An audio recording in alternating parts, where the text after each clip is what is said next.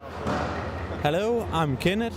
I am competing as a carpenter in the WorldSkills competition in Calgary. And I'm from Denmark. Please explain why you decided to get into carpentry. Kan du forklare, hvorfor du besluttede dig for at blive tømrer?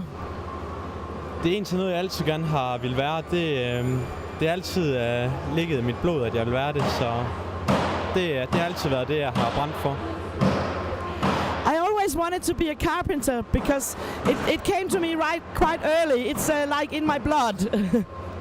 Do you have any suggestions for young people wanting to get into carpentry? Do you think it's a good idea? Har du nogle idéer til, eller nogle tips, du gerne vil give videre til folk, der gerne vil være tømrer? Hvorfor skal de vælge det? Jamen altså først og alt, så er det et godt fag med godt arbejde, og det er jo herligt at være ude i det gode vejr, når det er. Så generelt så synes jeg, det er rigtig godt arbejde. Well, first of all, it's a very good job and a good pay. And second, you are always out in the nice weather if the weather is nice. And finally, at WorldSkills, have you had a chance to just take some time out from the competition and meet people from around the world? Og her i løbet af konkurrencen har du så egentlig haft chance for at møde nogen fra andre dele af verden og være rundt og kigge på de andre konkurrencer? Her mens konkurrencen har stået på, der har det været meget småt, men der var en del inden vi startede op.